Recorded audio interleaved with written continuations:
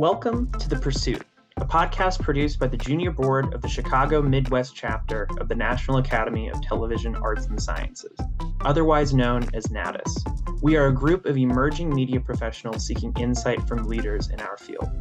I'm Mikey Boyd, a filmmaker and writer out of Madison, Wisconsin, and I am also your host for this episode. James Runde is an independent filmmaker, photographer, and musician from Madison, Wisconsin. While a student at the University of Wisconsin-Madison, he directed his first short film in 2016, White and Lazy, a slacker comedy shot on 16mm. His follow-up film, Played Out, won a Golden Badger Award at the 2019 Wisconsin Film Festival. His latest project, The Last Milk, is a short documentary about his aunt and uncle retiring from small herd dairy farming after over 38 years. The film explores the rewards and challenges that come with dairy farming, as well as the technological innovations of the past few decades and how they've affected small farmers.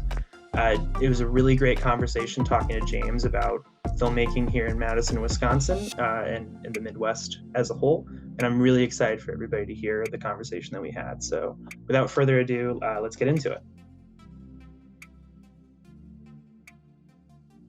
Welcome. Thank you so much for hopping on the podcast and talking today. James Runde, how's it going? Yeah, glad to be here. I'm doing well.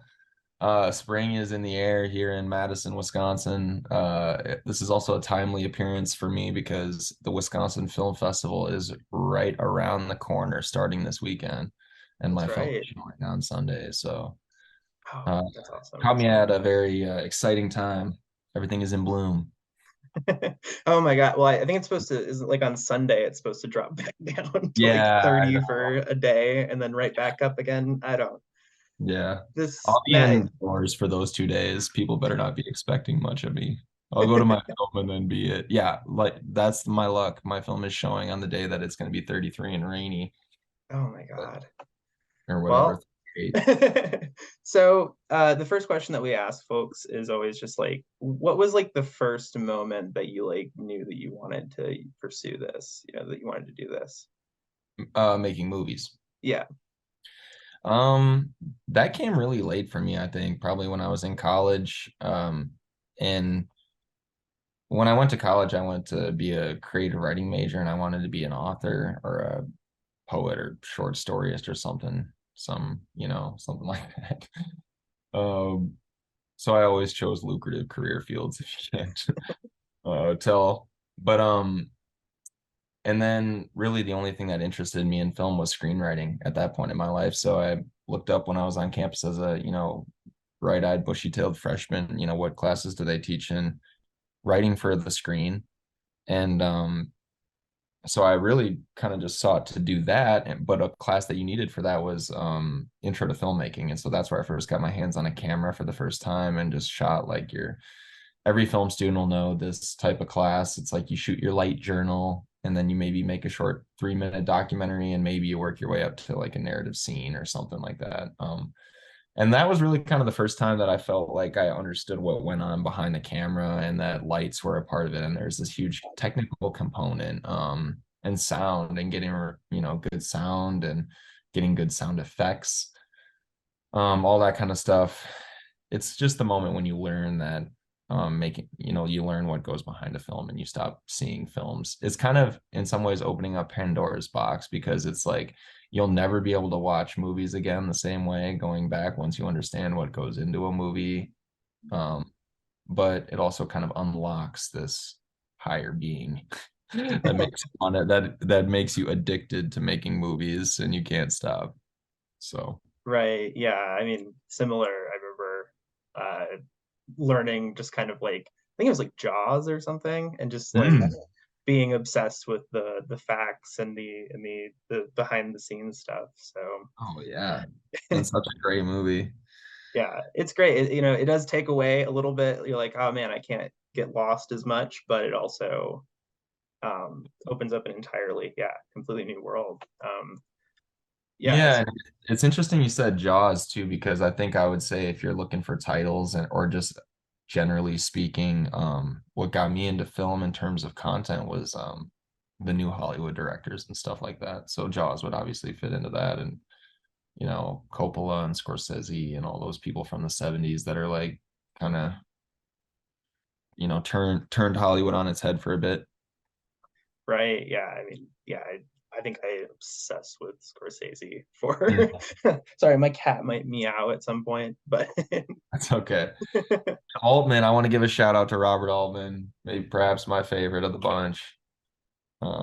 But yeah, so you know, the new Hollywood plus first, you know, getting your hands on a film camera, and then also just growing up in the physical media era where it's just like you go to stores and you see DVDs on the shelf and video stores and just constantly being interested in titles and yeah. directors and amassing a collection, the sort of collection of it. I used to collect DVDs and stuff even before I touched a camera. So I was gonna I, say, both of us kind of grew up in not a very big film market, in the Midwest. So, kind of DVD collecting or collection is kind of, I feel like, pretty common in the Midwest, oh especially. yeah. Yeah. Yeah, still to this day. And so that sparks so many thoughts for me. But one of them is that Wisconsin probably has a, or the Midwest really has a great thrift store collection of this media. Like if you go pound for pound, the titles you can find on VHS tape and DVD in just your Joe Schmo St. Vinny's in the Midwest are pretty impressive. Um, and just how many there still are. Even VHS, I collect VHS tape, and there's just so many thrift stores that still have VHS tape, and actually pretty surprised. Like I found the seven, not that I really don't care for Bergman, but I've had to buy the Seventh Seal on VHS tape that I found at the Baraboo Goodwill or whatever St. Louis. So, and then the second thought was that recently my band played Green Bay, and this guy Tom Smith up there owns the record store, and you go into this back room and it's all VHS. He hasn't quite got it all the way laid out yet, but the walls are racked with VHS tapes, horror films, especially from the 70s and 80s, and they look like original, you know? And so I asked the guy, I'm like, are those for sale? And he goes, those are actually for rental. So there's at least one man in the Midwest renting VHS tapes still. Speaking of the Midwest, we are the Midwest Emmys, and outside of Chicago and maybe a little bit of Milwaukee, kind of, there's not really a huge, you know, infrastructure for filmmakers in the Midwest. Like, Mm-hmm. talk about that with Madison. Like, what are some of the advantages, kind of being in a place that's not Chicago, New York, or LA, and like the obvious disadvantages? Yeah, those are great questions and great points. So the start with the advantages because I always like to give positive feedback first. Um, the advantages are that people are amazed when you ask them to use their set or you ask them to want to act in their film or what in your film or whatever. They'll do it for free a lot of times or very cheaply. The access to resources that I've taken advantage of as a filmmaker just from the school I graduated out of, which was a public school, are pretty amazing. I've used their cameras, you know, on a lot of my films, just by sheer association with the UW and working for that department and all this kind of stuff. Um, so in that way, you can, I think the costs of production in some place like Madison, are very low. The only caveat to that is that the rent is pretty damn high here, I'll have to say. So, you Yeah. know, perhaps you factor that into the cost of production, but really compared to New York or LA or even Chicago, it's quite a bit lower. So your film is going to get made in Madison for a lot lower money. The disadvantages, that brings me to the disadvantages. The disadvantages are that there are very few high quality outlets to show your film, I think, in the Midwest. Like the Wisconsin Film Festival, I guess the Milwaukee Film Festival as well, would be two outlets I could think of for a Wisconsin filmmaker. The point is that there's two festivals in Wisconsin that, you know, you can really, and both of them are, you know, they're going to also accept a lot of other sort of hobbyist filmmaker films just because they have to and people like it. And, you know, it's just kind of a feel good thing. So then if you're really trying to make it and trying to rise through the ranks to constantly, you know, get shoved into a shorts block of like sort of you know, everything from like recent high school graduates to like senior citizens making their like first film, you know what I mean? Sometimes can be like, all right, this is a little demoralizing, but at the same time, it's all exposure. I think what I wish I could see more of out of the Midwest is something, a model here, something like No Budge. And say what you will about No Budge or something like that, it's basically turned into a streaming channel at this point. But when I was in college and recently after, and still to this day, No Budge is a really reputable place to submit your film that's going to watch it, potentially give you criticism on it, rate it, review it, and then show it on their streaming platform and on their TV channel. And I wish that there was sort of, and that's based out of Brooklyn and it caters to New York especially. There's a lot of people submit to it, but I would say the coasts are generally the most represented. And so I just wish there was some sort of site or entity or group or whatever collective doing that same sort of thing in the Midwest, but not to the point of being lame. I think at some point you got to select titles, you know, that are actually filmmaking is really hard and it takes a couple of films to really know what you're doing. So I think being fair and doling out criticism and accolade evenly, I think, and just trying to build a scene and a network is really what we miss in the Midwest, especially outside of Chicago. Yeah, and like talking about limitations, I think obviously any filmmaker works within limitations, but here in the Midwest, especially, you're kind of working with even more, obviously some advantages, but a lot of limitations. I guess like talking about, you know, I just recently watched or rewatched Connections, and talking about the limitations of, I think, didn't you film that during COVID?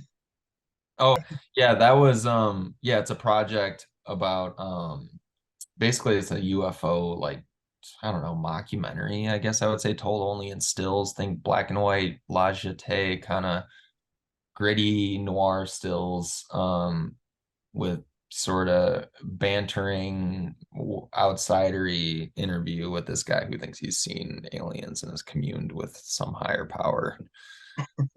um and it's just it was the crux of a feature film idea that is hopefully going to come to fruition. I just previewed the first assembly of it with my co-writer on it, and we're excited about it. Like, I thought it was an inspiring viewing, even though we see the glaring holes. But in terms of just aesthetic and mood and stuff like that, I think it's an interesting project.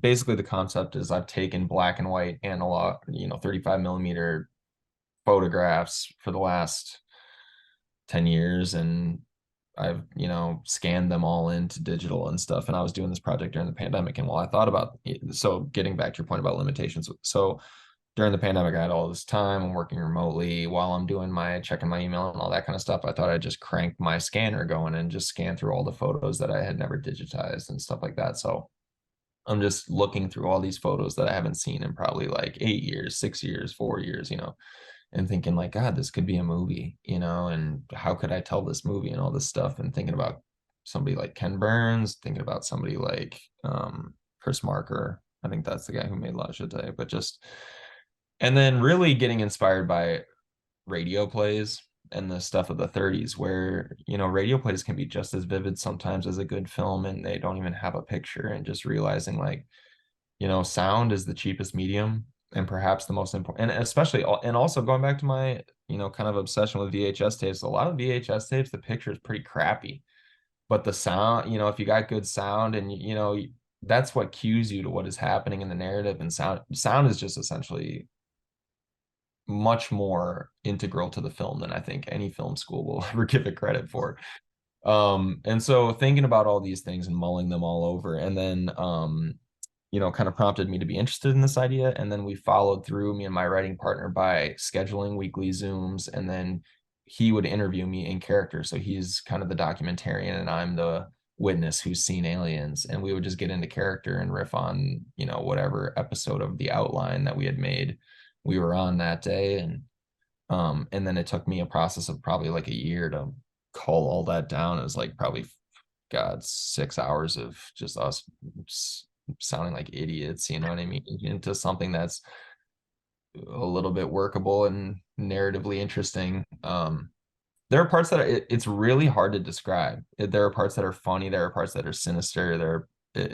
I'm not sure if people are, although I did send that film, the short that you just watched, to somebody, and they actually thought it was serious. They were like, "Where did you get that guy?" So like, I think, if you don't know the backstory, you just encounter this artifact. I kind of want it to be sort of a Blair Witch Project style. Yeah.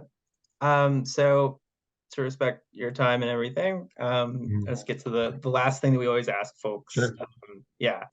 So the last thing that we ask folks at the end here is like, what's one piece of advice that you would have for someone in the Midwest who wants to get interested in really anything, like filmmaking, photography, music, like just being creative? Like, what would be like kind of your one piece of advice?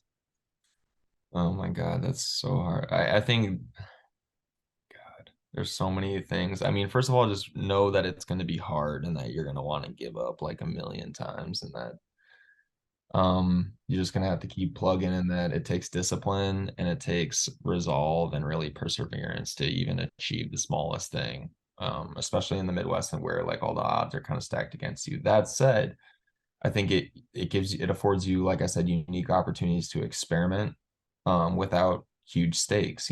Like making films is fairly cheap, and especially now in the digital age, like, yeah, you can make a film and it may not do very well or go anywhere other than your YouTube channel and get 50 views, but you're learning stuff each time you do it. And same with recording my bands. The first recordings we have of my bands were, really pretty bad, just to be frank. And it just only through years and years and years of failure do you eventually succeed.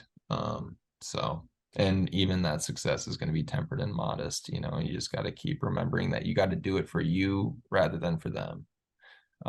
Although you should always make films for an audience, and you should try and entertain people, and don't like just become a self-absorbed like idiot. You know what I mean? But do it because you love it and because the act of doing it brings you joy. So thank you for doing this. Real pleasure. Any like thing you want to plug? I know the Wisconsin Film Festival is coming up soon, so.